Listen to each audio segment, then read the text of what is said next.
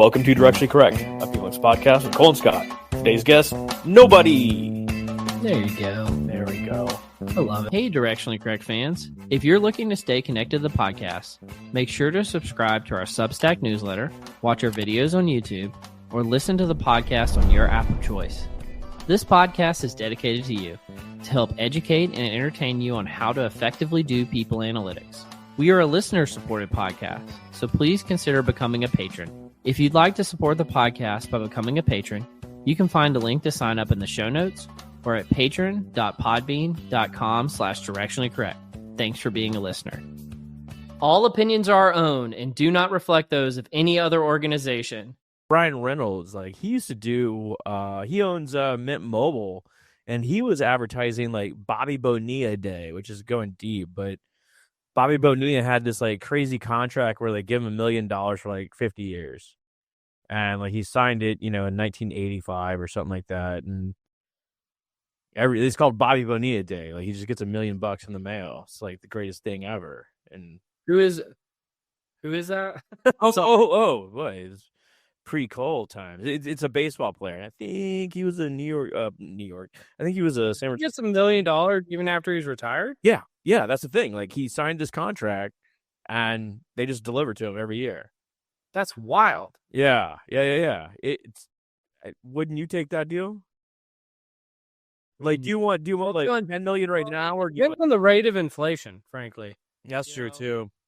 If you sign $1 million deal today, 10 years from now, if we're on the same rate, $1 million a year will be 50 cents.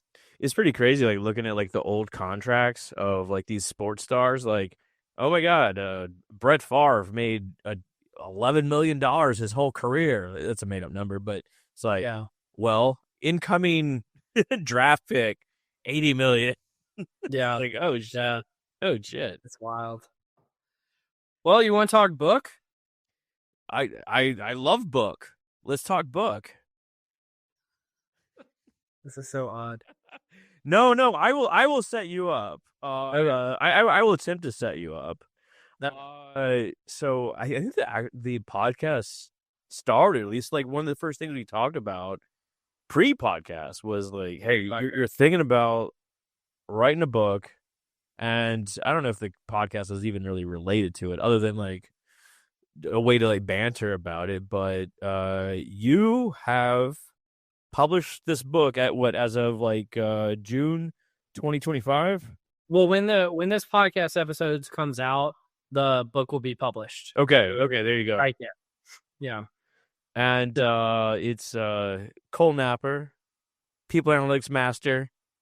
He's written this book, comprehensive book on people analytics, and I couldn't be prouder of you. It's really, really cool that you did this. Well, first of all, I appreciate that. I can give that backstory if you want. So it was before we started the podcast. I was working with some folks at the time, and we were talking about publishing a book, and the publishers wanted proof that we had an audience for the book, and I had no way of quantifying that I have an audience. And so then that happened to coincide with you and I talking about starting the podcast. I was like, hey, this would be a really great way of, saying we have an audience. And then for whatever reason, that one fell through a while back. But yeah, man, so the book is called People Analytics, Using Data-Driven HR and Generative AI as a Business Asset. And I was actually really worried in writing it that it wouldn't be relevant by the time it came out. Yeah. The world's moving fast. Yeah, the world's moving fast. I was like, all this stuff is going to be outdated. And then I it's come time where it's getting published. I'm like, this tracks. This is exactly what we should be talking about right now. And so I feel really good about it. And it's broken down into 3 sections. So the first section is called business value. And so basically it's saying, imagine AI didn't exist. All right. Imagine it doesn't exist. What should you do today if you wanted to add business value with people analytics? Because frankly, I think a lot of folks are doing it wrong. All right. The second section is okay, generative AI does exist. Let's give a primer on it. Right. And so kind of going through some of the basics of generative AI. And then the third section I called How to Win, which is essentially, here's how people analytics is done today for everything under the sun I could think of. And here's how it will change using generative AI. We're using the best kind of knowledge that's available today. Obviously, it might change 3 years from now or 5 years from now, but I did my best to try to make it evergreen, looking out into the Yeah. future. And frankly, I think it's going to be pretty good, and I hope people that are listening check it out and give it a look, because I had a lot of, like, and we've even talked about it on the podcast, I had a lot of like trials and tribulations about writing it, but now that it's done, I mean, I feel pretty good about it. I'm proud of it, and I think it hopefully will stand the test of time for thinking about what the next phase shift for people analytics will be. I recently published a single chapter in a book. I know how arduous that process was. And I think this book's what, like 225, 250 pages, something like that.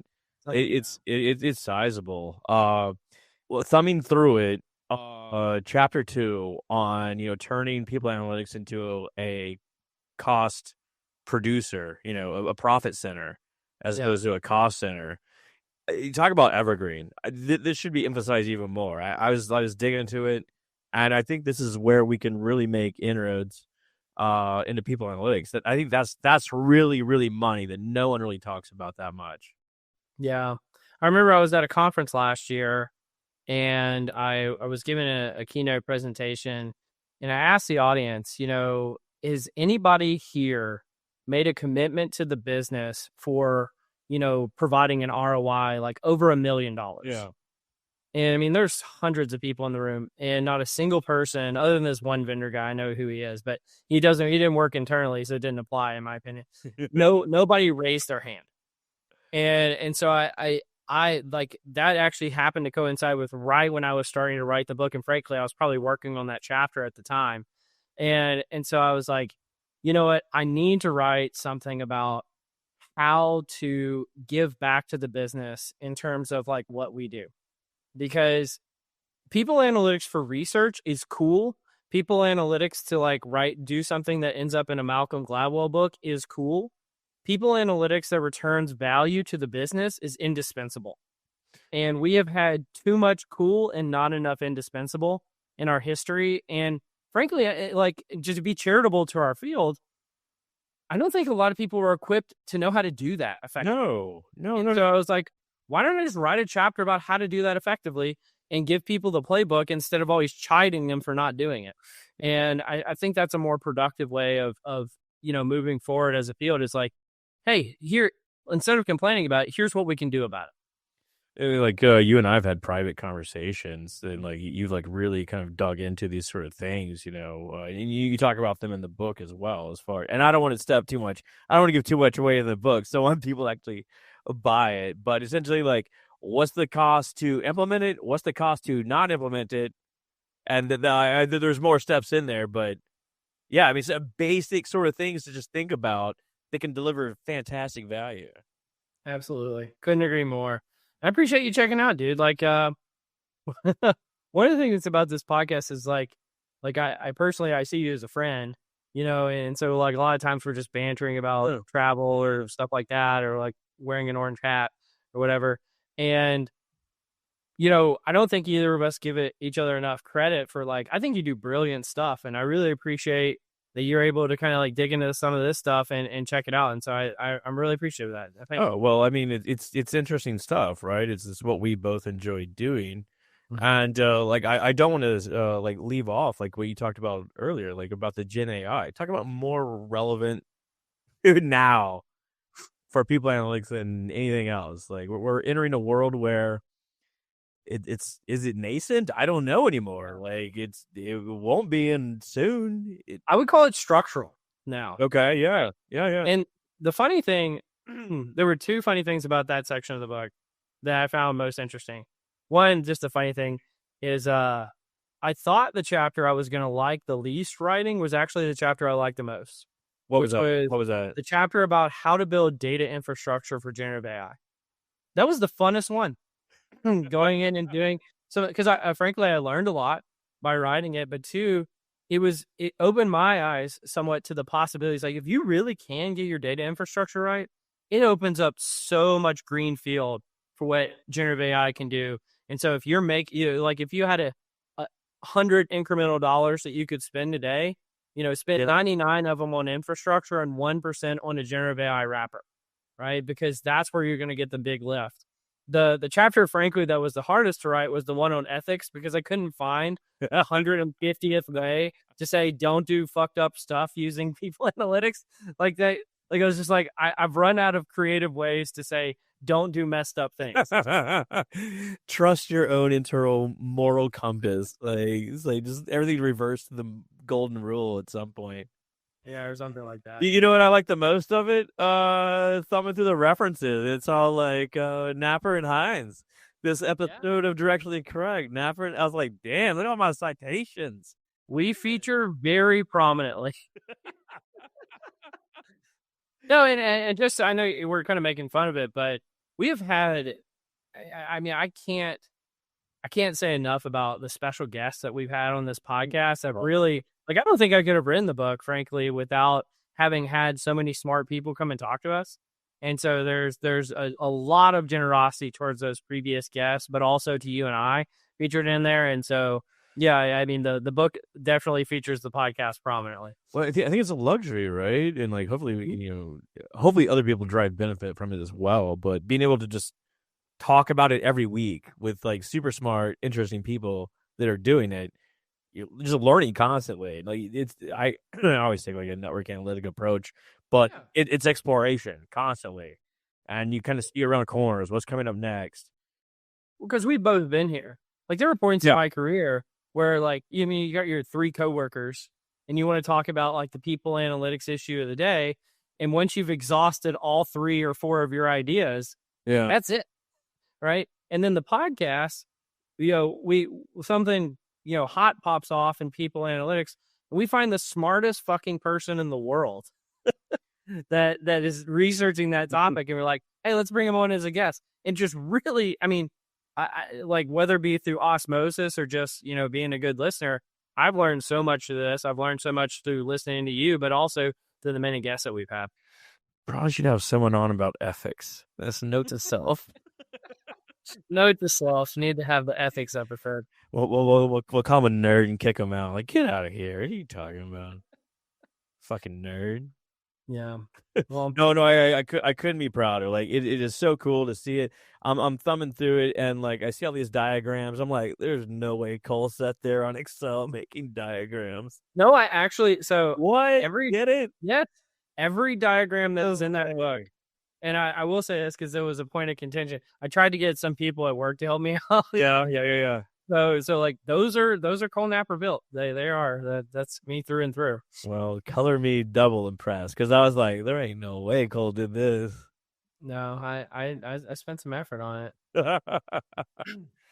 There's so much to like. I've been through the publishing process, and like I feel for you. Like once you write that book and like you got all your diagrams made, you send it off, and you're like, whoo, I can relax. Now you come with the copy edits. And you got to sign off on everything. And there's a million edits. It's kind of like going through grad school and like you present your dissertation and you're like, I defended it. Hell yes, I am done. Oh no, you are not. Oh no, you are not. It is never fucking ending. It's never done. You get a paper copy of it. It's like, oh, not done yet. Where can folks find it? Is it on Amazon? All the basic places? Yeah, I mean, anywhere you can find a book. August 26, 2025, just for the people out there that are, listening to this 5 years from now. And yeah, I'm super excited and I appreciate you giving me a chance to talk about it on here, man. And I know this has like slightly a different feel to the Cole and Scott episodes that we've done before, but yeah, thanks so much for digging into it and giving it a look. I never thought about like a robot in the future looking back at this episode and like laughing at our human ways. Well, the weird thing is, not to get too off track, but I think they're already doing it. They're already doing it now. Like I feel like our podcast gets scraped. I think a lot of people's do, and it's kind of weird when you think about it. Oh Lord, maybe a virtual podcast host eventually. It's like. Well, I mean, I had this conversation at a conference earlier this year with a few people that we know, and they were all making kind of jokes, but kind of serious. Like, have we looked into experimenting, trying to create our own digital twins and have our own digital podcast that we're not even a part of?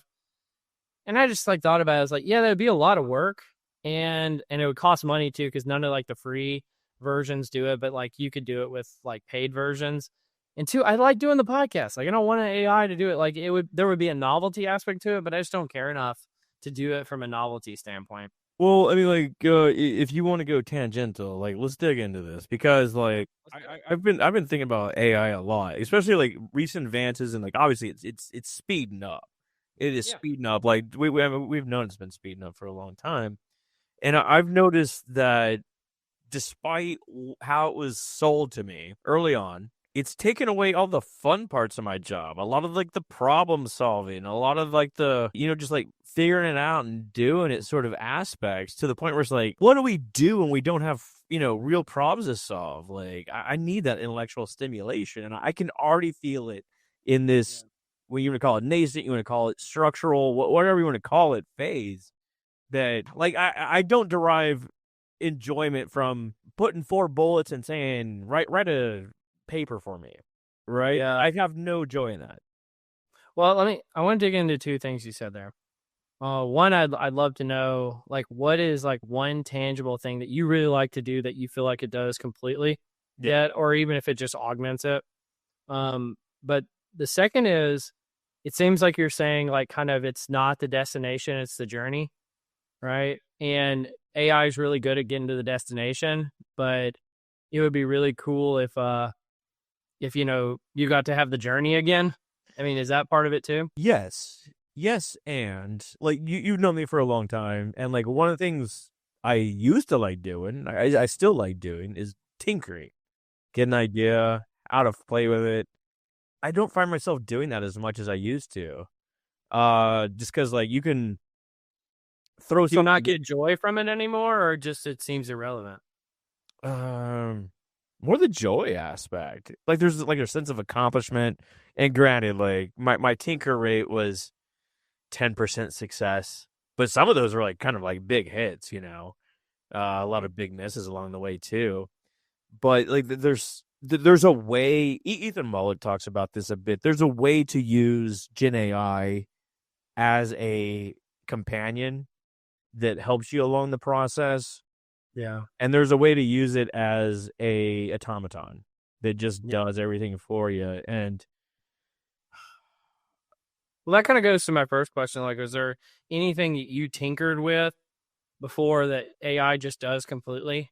Now that you're now you just throw something in there. Like, say I want to code an R Python. I want to code something. It's like, make me I don't know, a ggplot that shows the relative distribution of network analytics and employee sentiment. Whatever it is. It's like, bloop, bloop, bloop, bloop, done. Yep. Like, okay, well, now it's done. now What do I do next? Yeah, now what do I do? I think, but like obviously you get like much more complex problems in that. But there's maybe it is like to your point. There's something about the journey, and there's something about really thinking about it and having to sit with the problem for a while to understand it. Well, like, and that was one of my reservations in writing the book. And I kind of got called out on like a session I did earlier this year. I was like, why would you write a book about generative AI when generative AI is going to, disrupt the whole concept of books? And part of it is like, well, I think I have some ideas that aren't in the corpus of knowledge that, frankly, when I try to use generative AI to talk about people analytics are missing. And so part of it is like books still have like inherent meaning and the journey is valuable. And part of it is like this book is actually going to train the algorithms of the future. And because they do have like quote unquote trusted sources that they prioritize.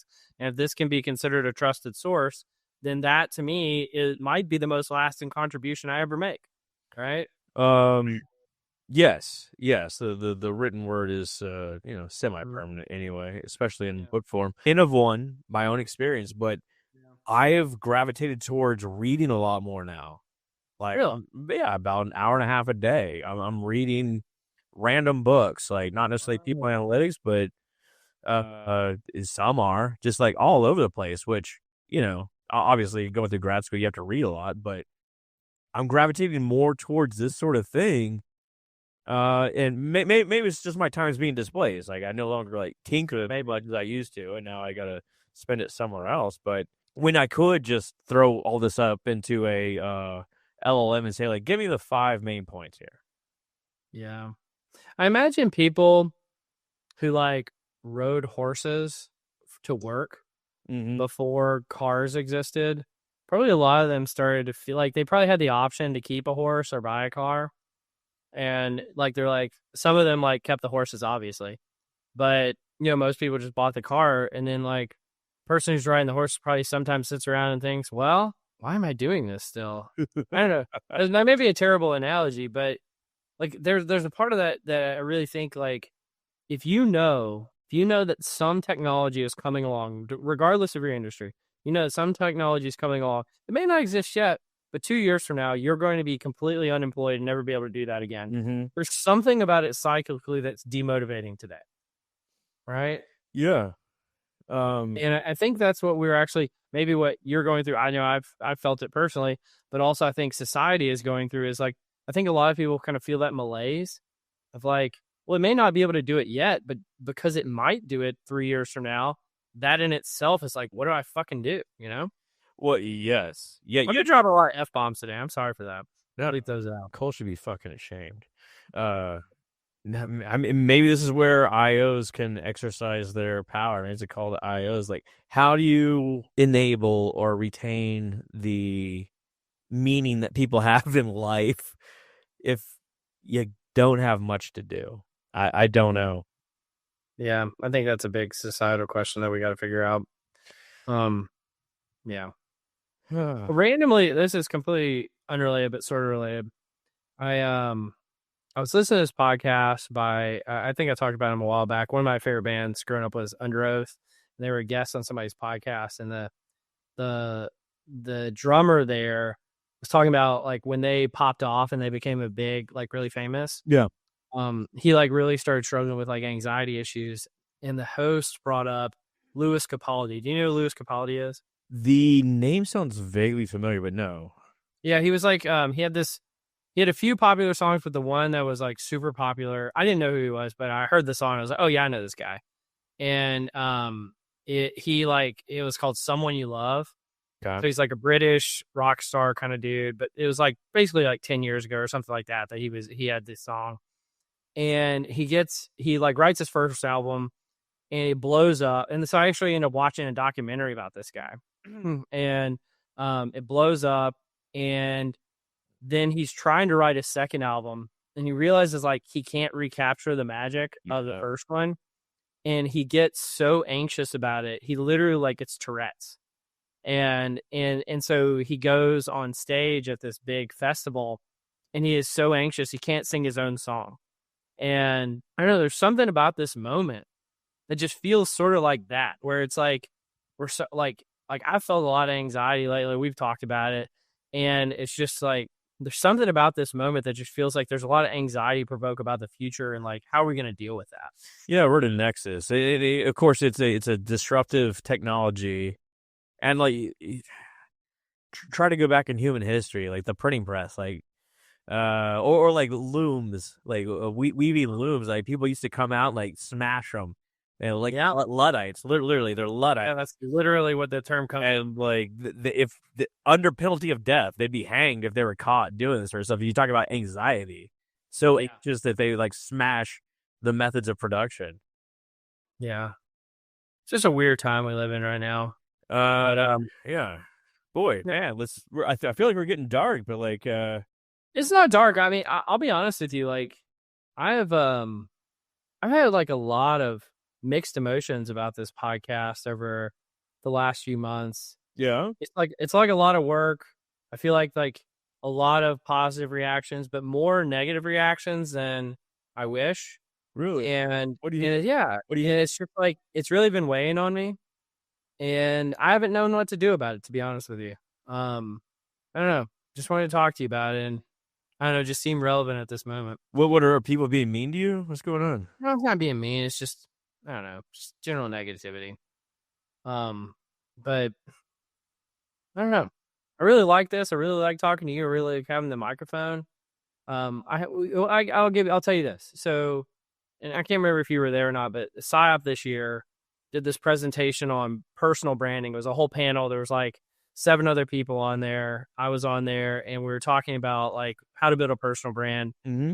And I realized that these other people are all like mostly all of I knew or like friends of mine. And I thought we were all doing like the personal brand thing for like the same reasons. And I realized like I'm completely afield from everyone else. Everyone else had an objective, right? Like they were doing all this stuff. And I was like, I just want to have a voice and not be completely, like shouting into an empty hallway and nobody's there to hear it. Yeah. And I realized like all of them like have like a business plan and like they were really strategic about everything that they do. And like, I'm just doing stuff. And I don't know. I think there was a part of it where I realized like I need to like recalibrate why I'm doing a lot of these things. And I'm going through like my own growth as a human and it's in public and it feels uncomfortable and that gives me anxiety. And then other people see it and it's like, I don't know. I wish it were private, if that made sense. Like I wish like the evolution were private, but it's public and it's like, I don't know, it feels very vulnerable all the time. You're like a caterpillar in your chrysalis stage, ready to become a butterfly. Trying to, man. Super that wing. I've always said like I do it for the fun. I do it to talk to interesting people and have fun, interesting conversations. And if that goes away, then if that is not the way it's playing out, then yeah, probably shouldn't do it anymore because it don't want to be a drain. Want to be an additive for real. Well, it's not just the podcast. Like my job is very visible. I have a newsletter that's very visible. Obviously, I'm writing a book. I'm putting on the PSYOP Leading Edge Consortium conference. Got a lot of stuff going on. You vacation, dude. Yeah, seriously. Even I just got back from one, ironically. Anyway, I appreciate you listening to me about that. But I don't know. You want to do some confusion matrix? You got something you want to talk about? Yeah, dude. Well, maybe there'll be more podcasts. Maybe there won't be. We'll find out. Find out. The confusion matrix. Okay. I got these are random thoughts. Random thought. Hit you some random thoughts. New segment. I'll start you off soft, and we'll go more hardcore from there. Okay, what is more disturbing, the shivering dog on TV or the cleft palate kid on TV?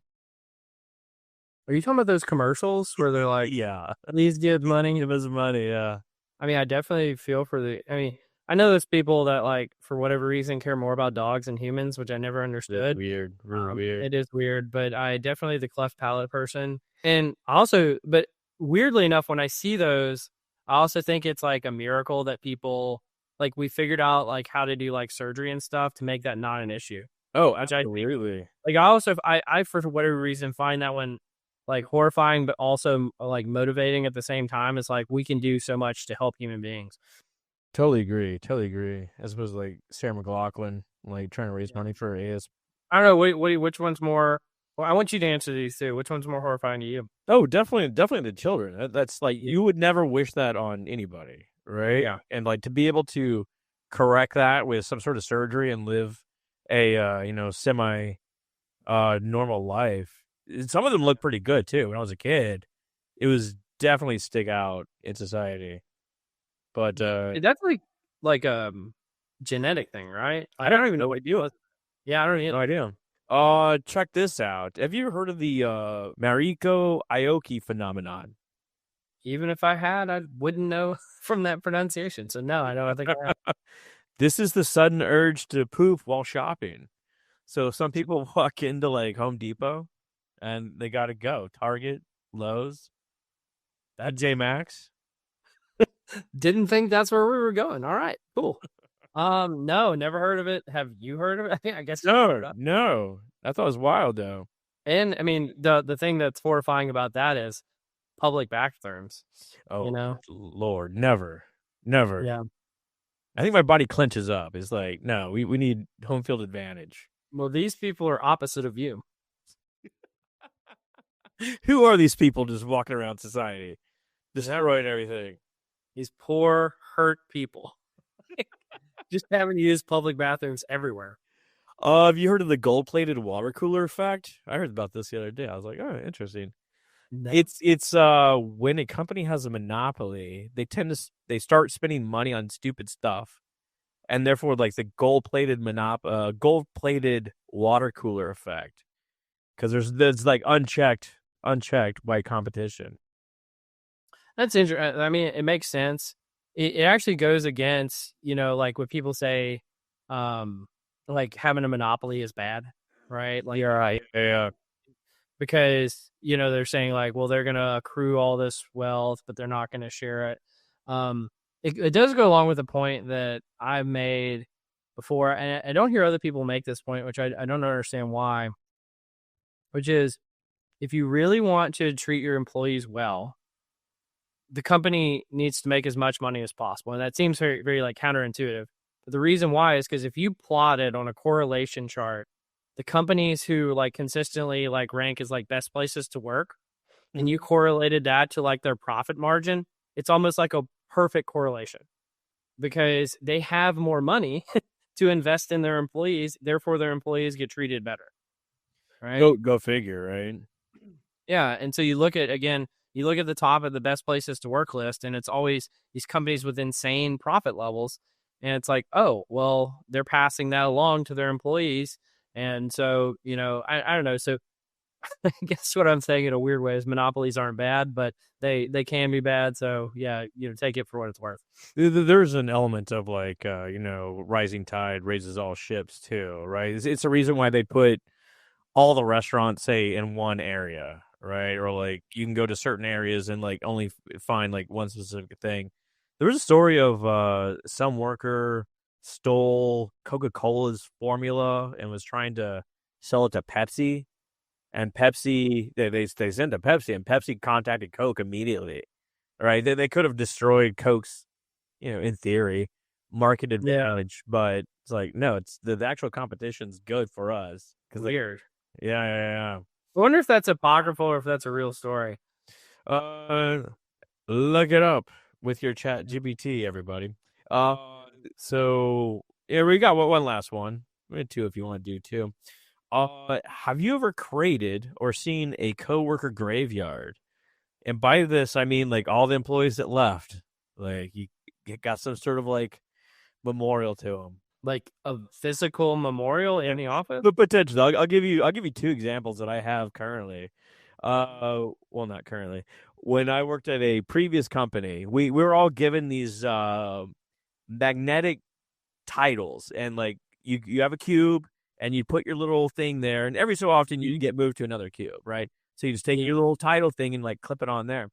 But when these people left, collect them. So like now you got all your coworkers' old little like title things, and it had a whole bunch of these little things of like people that left. So it was like, oh yeah, like 10 of them, different people left. Well, this is not what you're saying, but one thing I have done in the scavenger vein is when employees quit and they take all their stuff, but they leave certain things after they're gone. That's fair. That's fair game. Oh, totally, 1,000%. So like I would say a good half to 2/3 of like the office stuff I have, like a tape roll or a stapler, it's just from people who quit who just decided not to bring it with them, and then it's fair game. So I guess you could call that's my office graveyard. During the pandemic, like there used to be a room of all just the crap that people left when the pandemic broke out, and it was a wonderland of things. There was cases of beer and like trophies and all the office headphones and keyboards that you could imagine. But the coolest thing I saw was a 3-dimensional Biggie Smalls picture. So like you'd walk across the room, you just get that like like kind of follow you around the room. It's like wow, I don't even know where you'd buy something like that. That is strange. I remember hearing a place I worked when the pandemic started, and like I guess no one went to the office to like clean out the fridge or like water the plants. Oh god. and it was just like a death zone when they went back to try to like check into it. I was like, oh my god. I couldn't even. I would love to hear stories of, because there's a certain percentage of, say, people were told on Tuesday that you're not coming back Wednesday, and by the way, you're really not coming back for 2 years. You don't know that at that point, Yep. but people put a tuna salad in their drawer that day, locked it. The people put who knows what. And it happened a lot. Like, Oh, it's not like it was like a one. Think about the number of people who like just leave food at the office, which to me is very weird, but apparently a lot of people do it. And like that happens everywhere. And unless somebody was like strategically going around to all these companies and cleaning that stuff out, there's a lot of mold. Yeah. a lot of mold, and like, can you imagine like that stuff like exploding in the drawer, and then just like the stench. Anyway, well, let's move on to happier topics. You want to? I'm enjoying this. This is a good one. You got any more random stuff, or you want to do some nerdery? I got one more if you're gonna go there. Ever had a crazy neighbor? I have a crazy neighbor. I'm not gonna get into it though. Oh, they may listen. Exactly.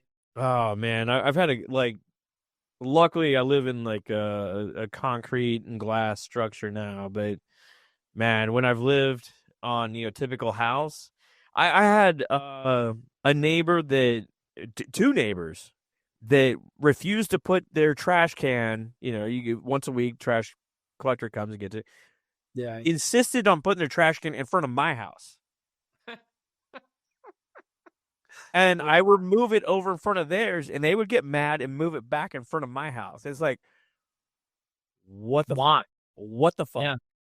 You too good for your trash? Like, what is it? It took more effort for them to move it over onto my side than their side. When I was in Austin, there was a guy across the way, and he had this like little rental house, and he was a wild dude. He had this kind of old school like hippie van, kind of like a VW bug van, but not so much. I can't remember exactly what it was. It wasn't that cool.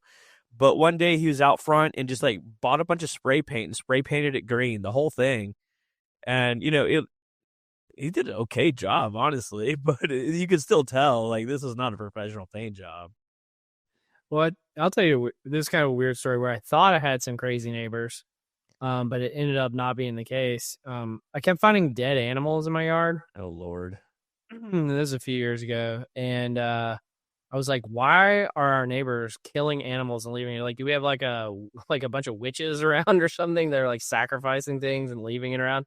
I found out that we found out we had a bobcat that lived in our bushes. Oh, okay. I was thinking you had an owl, but okay. Mm-mm. No, it was a bobcat. And I was like, oh, that's what's killing all the animals and leaving them here. Bobcat, that's pretty serious, man. They'll fuck you up. Yeah. They're around here. I see one out my window all the time. Damn. Yeah, I had an owl once, dude. Like, you go out in the backyard and like just find like bird heads like cut off with like the body laying next to it. He's like, yeah, you're like a psychopathic like teenager living near me. Like, what is going on? Have you ever seen a vulture in real life, like near you? I've seen them like on the highway and stuff in Texas. I had this weird thing. It was the same house I was thinking about a second ago with the dead birds. I remember one time, like I felt like a knock on my front door. It was like more of like a thud, not like a knock. I opened it, and there was like a vulture there. I was like, "Holy crap!" And so I closed the door. And then I like was like looking like, where'd he go? And because he's like hanging around. And then like he went away. I was like, oh, thank goodness he's gone. And I went around to the back of my house, and I opened the back door, and he was above the door, like waiting on me. And I was like, oh my, like this thing is like a like, I mean, I know they're predators, but he's like actually like waiting for me. It was very strange. There's a guy next door with like a sickle, just like waiting for you. And then he went and flew up on the next door neighbor's house and sat on the top and just watched. It's like, I'm waiting on you. He's like daring me to come outside. I know you got a bobcat in there. Yeah, for sure. That's crazy, dude. That's crazy. I had another neighbor that was like, he was renting, and he had bed bugs. He came to my porch like, I have bed bugs, and the way I'm gonna get rid of it is I bought a heater, like a portable heater thing that, like, I guess you would use like warm the sidelines of a football game or something like that. Yeah. But I need a 220-volt plug to plug it in. And can I dismantle my dryer vent, dryer plug, move it out of the wall, get the electrical all undone so he could plug it into his wall and plug in his heater to raise the temperature of the house to like 145 degrees to kill the bed bugs. I was I like, feel like that's just going to make them breed more. it's like, this sounds like the worst plan ever. Yeah. How we start with like a shower? Yeah. How about you just Get off my porch, by the way. Like, Yeah, get away from it. Call a guy that sprays for bugs. How about that? That's what I got, man. That's what I got. All right. Let's do some nerdery. How about that? Let's do it. The nerdery. I'll hit you with one first. You have a few for me? I do. I have 4, but we can pare it down if we're running short on time. No worries. I'll hit this one quick. So, new study in a journal called Cognitive Research, and it says, does using artificial intelligence assistance accelerate skill decay and hinder skill development without the performer's awareness? Yeah. Okay. Which is very related. This is why I brought it up first. We talked about it earlier. We were saying earlier. Now, the funny thing about it is I wanted to, because this is a theory article. This one has no data. And so what they present is kind of a framework for how you would assess, is artificial intelligence, decreasing your skills or hindering your skill development without your awareness. The problem is, and I see this as a problem with science, is a lot of times science is one-tailed. Like, think of like a one-tailed t-test versus a two-tailed test. And I see this as a two-tailed problem because there's the potential that artificial intelligence could help you accelerate you building skills and accelerate your skill development. But they're framing the research all from the negative lens of like, it could hurt you. And I actually think it probably will hurt you, but you should always look at a problem from a two-tailed lens just in case you're wrong. And so it just kind of feels like you're putting your finger on the scales when you're deciding how to research a particular topic. And so, I don't know, have you ever seen anything like this, or what do you think about this? Interesting perspective there. And it's not too different from, I think we were talking about it earlier. I can't remember if I was talking to you or everything blends together at this point. But Ethan Mollick had done some studies or aggregated some studies around the decay of cognitive abilities or abilities overall for students that are using ChatGPT as a co-tutor versus the ones that are just using it to find answers. So yeah, the outcome was, I think, student grades. And if you're using it as a tutor, exponential results. If you're just using it to get the answers, you get no learning benefits whatsoever. MIT also just came out with an article similar where they did brain scans of people using ChatGPT. Essentially found very little activity going on in the brain. That's the big takeaway. Yeah. If you really want to turn your brain off, use AI. Yeah. In like, apparently people, what was another big takeaway from that study? I think it was that if I know that you are using ChatGPT, I trust you less. I trust your results less, which is like an interesting output. That is an interesting output. Huh. I wonder if that'll change over time. But again, like, imagine you frame that study of like, if you only would show it, that it would show if results decreased over time, or instead of like, it could increase or it could decrease. Like, I don't know. It frustrates me when science seems like one-sided. Can I hit you with the role of authentic leadership in project success, exploring the mediating effects of trust and the moderating influence of charisma? Go figure. Authentic leadership is associated with higher trust and project success. But interesting, charisma has an impact on trust as well. It acts as a moderator between authentic leadership and project success. So essentially what it's saying is that, yes, you can be authentic, but just because you're authentic, you need a little charisma to actually take it up a notch to project success. Yeah. uh, Uncharismatic authenticity sounds pretty miserable. Sounds like a jerk, right? Yeah. I think that's their finding. Like, Yeah. hey, yeah, you can be real, keep it real. Or have you ever met like it's finding someone that actually has charisma? Like I don't have it. I don't have it. Not in that way. It's really wild. I remember hearing Bob Hogan talking about the Hogan personality inventory one time, and he said they have these two scales, which again, you can always go too far on a scale, but he's like, if a leader is high, and I believe it was mischievousness and colorful, which is basically combine those two things together and to get somebody that's high charisma, he's like, they cannot be stopped. They'll take over the world. I love it. Yeah. And it's just like if you're slightly mischievous and have a colorful personality, people are gonna find that. People are gonna gravitate towards you. Like mix in like high intelligence or at least one or two SDs above. Yeah. Now we're talking. Now you're talking like Yeah. straight up like super villain type person. I also like wonder about just like the authentic nature of that too. Like we talk about authenticity every so often, and like it caused me to question like, am I authentic? I don't know. Like there's things that like I keep private, and there's certain ways that like I present myself, but or maybe that is authentic to like say something like that. I don't know. I go back and forth on this a lot, and frankly, like all the stuff I was saying about like anxiety and stuff earlier, I've been thinking about that for a while, and I've been going back and forth on it in terms of talking about it on here because like, is it appropriate? Is it not appropriate? Are people going to think about you differently? Like just like second guessing and third guessing myself all the time, which also, by the way, increases your anxiety level. Nah. It's funny how that works. I went once again. I think the spotlight fallacy is real. I don't think people really care that much about what you do. And you know what? We only got one in, as far as we know, one go around this world, Yeah. That was that Oh, do your thing.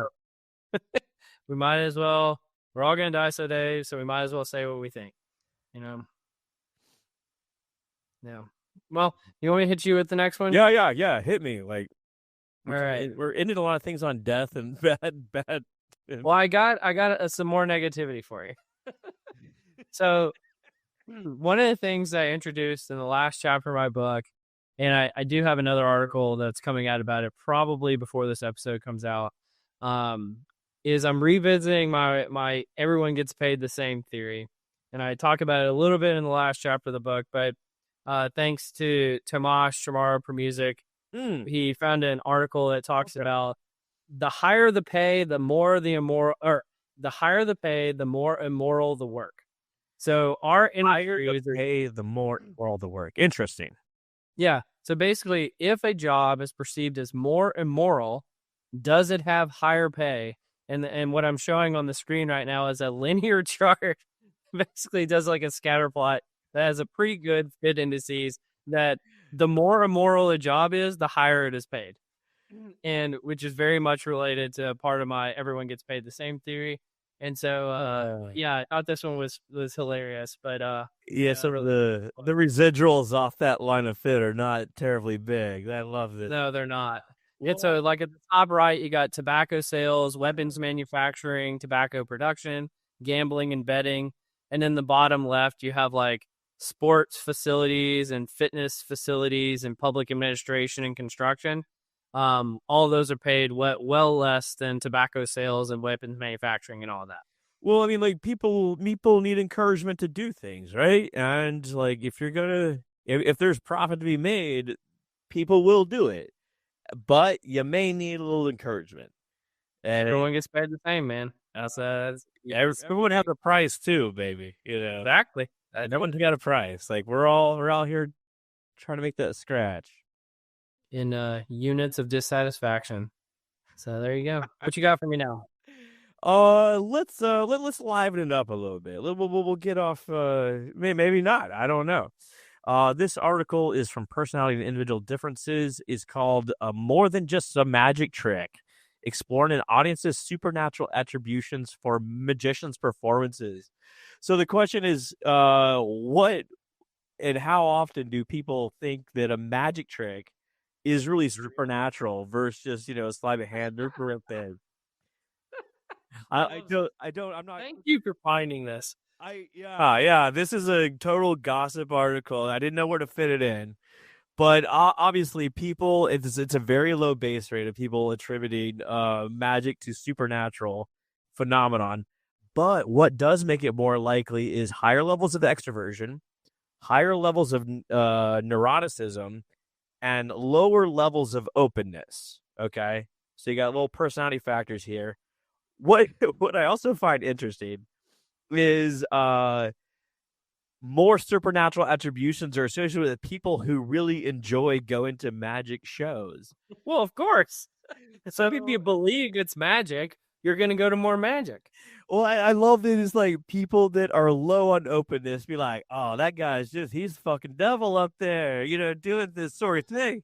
And then you got like other people who are like, whoa, a wizard. You know, I love going there. Well, let me ask you this. Which of those two do you identify more with? The people who believe he's a wizard or the people who are like more on the, I don't like it? Some people really hate magicians. Like, and I mean, like, I think it's kind of like a little emo talk, like not cool, you know, that sort of thing. Yeah. I enjoy me a good magic show. Like, I don't know. I love it when they do something that's so like grandiose that I have no clue how they did it. Like that to me is really cool. I'm not super big of a fan of like you put somebody in a box and then I open the box and the thing is gone and it's like that's kind of lame. But like if you do something like I remember watching one time where they literally like moved a mountain. And I was like, how do they do like a Copperfield stuff or like maybe the Statue of Liberty and this sort of thing? Yeah, things like that are like I'm sure you're doing some kind of optical illusion or something like that, but still it looks real. And so those to me are fascinating. I saw a video just like 3 or 4 days ago of this guy, and he ostensibly had like a wine bottle. He's at a dinner table, people all around. Yeah. He ostensibly had a wine bottle under a napkin. He's like banging on the table, then like pushes it all the way through the table. It's like, yeah, how do you do that? How did he do it? You're a wizard. He's a wizard. That's what I know. That's what I know. I don't know who the hell is studying this. I don't know why you would study it, but people do study it. I love that they studied it. I appreciate they did. I hope they study it more. Yes, we need more sort of happy studies. So I've definitely got the most depressing title yet of all the articles. So we've covered a few of his articles before. Pretty well known Iowa psychologist Paul Spector. I think he's retired now from the U.S. But his article is "Has Organizational Research Become Meaningless?" But I don't really actually think that that's what the article about is. If you look into it, it actually gets to one of my common complaints. But it's the first time I think I've heard a distinguished professor talk about it, which is our use of complex statistical methods have gotten out of control. He said 10 years ago, when I would create a reading list for like a course, I had no trouble finding papers that use simple, straightforward statistics, like simple correlations, multiple regression, and analysis of variance. He said, fast forward 10 years, today, every paper I found uses some form of complex statistical modeling designed to test causal models that explain how the process unfolds over time. The problem is he's not sure, again, if this is actually doing anything to improve the quality of our methods, nor it also makes it almost impossible to teach newbies about like how to do this type of research. And so, I don't know, how do you react to this one?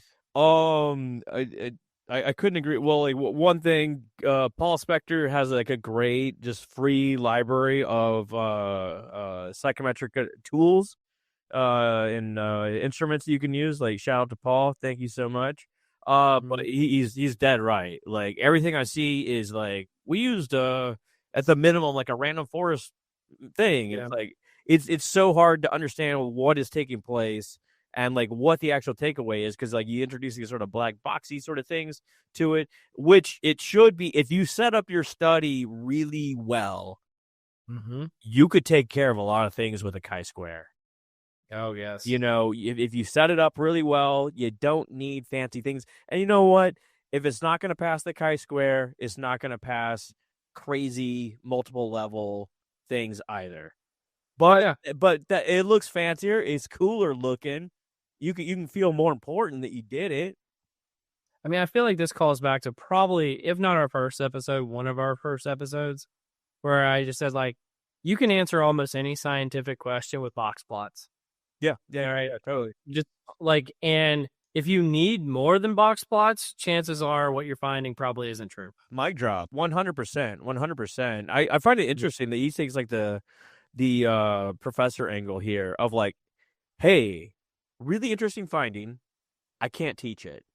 Yeah. Kids struggle with the T test, right? Like, I mean, I'm think gonna about how teach wrong this. Think about how many methods class you have to take from between the first time you learn about a t-test and the time you learn about, like, random forest or machine learning. Oh my It's god. so much of a learning curve. And if every research article starts with, the random forest, and frankly, it's not necessary most of the time too, then it creates like a pulling a ladder up behind you type of effect where you learned how to do it when it was simple. Yeah. And now you're training it and now it's all complex. And now nobody can ever learn like you learned. No one can do that. And not to mention, you know how many people, well-educated people, struggle with a logistic regression, Yeah. right? Like try to interpret that odds ratio, how to convert that to probability. I mean, it's substantial. And I'm not talking like 20% substantial. I'm talking like 50+% would really struggle with that. Yeah, that's why I'll be honest. I struggle with combining odds into probabilities. We've had Keith McNulty on to talk about it. I just keep it as odds. It's easier to understand it if you keep it as odds. Yeah, as my opinion of it. Yes. Fun fact: probability ranges from 0 to 100. There you go. Yeah, and there you go. That's a quick thing there. You want me to hit you with one? Yeah. I think you might got one or two more left. I'm done. Oh, you're done. Okay. Listen. I had a bunch and I reread them. I had 8 articles and I scrapped 5 of them because I was like, yeah, I don't want to talk about the same. Oh, I'm sorry. I thought that you had more. Okay. I did. Here, I will. I was feeling particularly spicy with the articles I found today. I was like, you know what? I'm gonna lay off this one today. This is called. I'm about to have to pee too. So like I got my You're right. Ikiori or whatever phenomenon's going on. Yeah. But this is called it's from earth.com, some sort of like science journal. Third state of existence between life and death confirmed by scientists. So it's like, oh, what's this all about? Like there's some sort of like spiritual realm in between like life and death. But essentially what they're saying is like they've confirmed they can like replicate it, that when you pass away, there's a certain number of cells in your body that can be resuscitated if it's given nutrients and oxygen to become these other little mechanisms that can perform basic biological functions. And it's neither alive nor really dead, but it essentially can be resuscitated by your I think body. what you're talking about is zombies. I think Kind of. And like they like technical terms for like what they're talking about, and they're talking about like very sort of small like micro machines, but essentially that's what's going on. that is truly wild, first of all. Mm-hmm. So it does remind me kind of like viruses. They always say that viruses are actually not necessarily alive, but they do replicate. And so it's sort of like that. Well, I mean, you think about your body, and it's like we're just like really a collection of like micro animals. If you're like you put a microscope to like your saliva or something like that, you'd be horrified. Well, it's so weird. Like, it's really weird that our brains send like an electrochemical current and our fingers do something. Like, that's so strange if you really think about it sometimes. Mm-hmm. Not to mention the toxoplasmosis. Not to mention raging through the body. Yeah. Okay, we got one more. This is from Science Daily. Finding friendship at first whiff. Scent plays a role in platonic potential. So essentially what they found here is that women can tell if they're going to be friends with another woman in 4 minutes. I mean, that kind of makes sense. Like, hold on, I'm laughing because are they saying this because they smell them for 4 minutes? No. This is irrespective of smell, right? But Oh, okay. Sorry. I thought it was funny. I was like, because they're smelling of and they're like, oh, we're friends now. we'll come to that. This is the outcome measure. This is the outcome measure. So this is like a known, sort of standard fact or whatever. Women can tell that they're gonna be friends within 4 minutes. It makes sense. You feel the vibe. Sure. Like, are you the same, this sort of thing?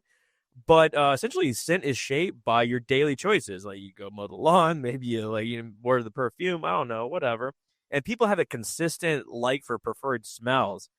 But two women can tell if they're going to be friends, i.e., the outcome measure would be like later on they met for 4 minutes until they like each other, by smelling the T-shirt of the other one just once, Whoa. and it's like very consistent results. Well, I will say this, that could be corrupted depending on if you looked at the distributions of the smells. Mm-hmm. So, like, T-shirt, like, think of like 3 T-shirts. Like, a T-shirt that smells nice, a T-shirt that smells like nothing, and a T-shirt that smells god-awful, right? And it's like, well, chances are that people that have T-shirts that smell nice will be like, oh, I'd be friends with this person. And the people that have T-shirts that smell awful aren't going to be friends. And I feel like that is not as like a profound finding if that's really true. I have a feeling that they did more controls than just like Downy soft versus like garbage dump T-shirt. Probably just had some new, but apparently it's pretty consistent in what you prefer it within person. Yeah, As opposed to like between person analysis. Interesting. Well, once again, like back to the human biome, we are a collection of weirdness, right? And maybe it's cultural, maybe it's personal, who knows? But we can essentially identify friends, or at least women can, fairly quickly. well, I think that's probably a good wrapping spot, since it has been a fairly weird episode that we're a collection of weirdness. But I don't know, anything you want to wrap up with today? No, I think we're good. This is a wild one. I enjoyed it. Thank you. And thanks for doing this, man. I really appreciate it. Well, you've been listening to Directionally Correct, the People Links podcast with Cole and Scott. Today's guest, nobody. Nobody.